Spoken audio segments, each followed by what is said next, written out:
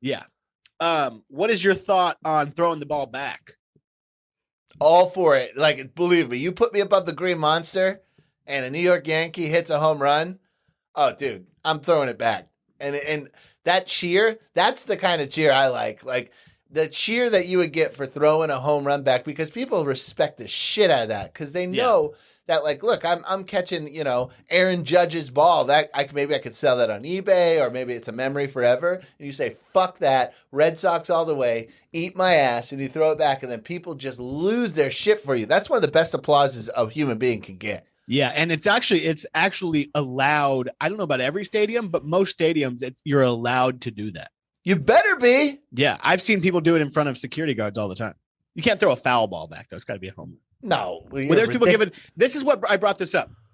This argument was started because this dude at a Dodgers game the other night caught 2 different home runs. He caught a Will Smith home run for the Dodgers, and then he caught a Tatis home run, kept the Will Smith home run, and then threw back the Tatis home run.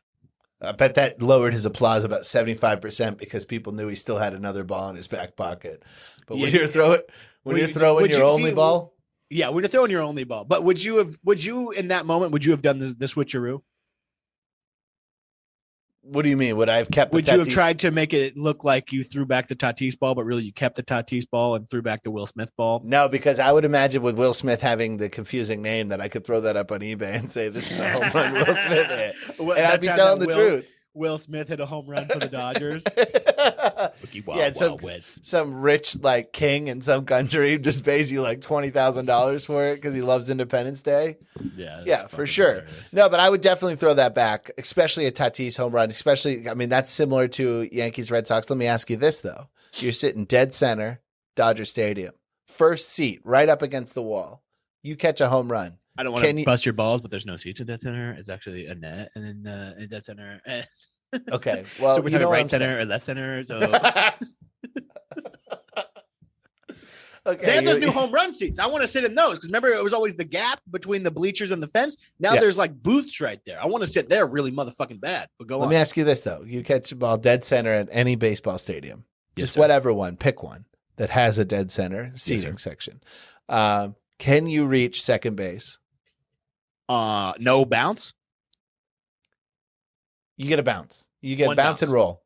No, you get the bounce whole and a roll. Oh yeah, a bounce and a roll. Are you fucking crazy? Yeah, like if you're talking like putting green style, where it's going to roll right up to the base, no problem. Not like that one big dick individual from the top of the Green Monster who hit Stanton or whoever. Yeah, that's as good as it gets.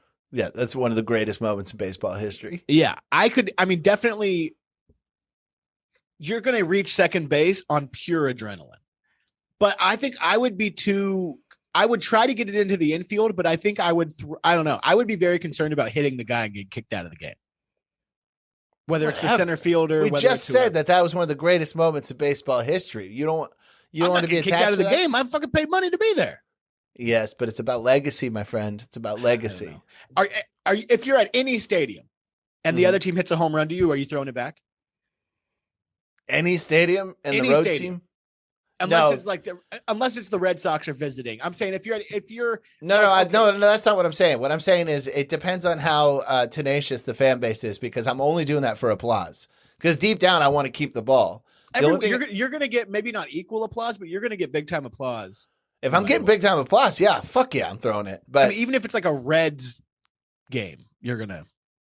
The Reds, that's like one of the oldest. I bet they have good fans, but I'm saying, like, say you go to the Miami Marlins. I bet if you throw that ball back, people are like, what the hell are you doing? Yeah, no, that's a good point. That's a very good point. Yeah, so I'm not throwing it back. I might throw it back. I might throw it back just to fucking, no matter what. I'll tell you where it would be a huge hit. It'd be a huge hit in Oakland. It would be a huge hit in San Francisco, LA, Boston, New York. Either team, I think those would be the biggest. But it's also, if you're throwing it back in like a Yankees Red Sox game, if you're throwing it back in like a Dodgers Padres, Dodgers Giants, if the Giants hit it to you and you don't throw it back, you get your ass beat. You might get fucking killed out there. The Padres and the Dodgers will not have a decent rivalry until Dodgers fans kill a Padres fan at Dodger Stadium. That's how you kick off a rivalry where I'm from. You kill a fan. You kill an opposing fan, or at least maim them.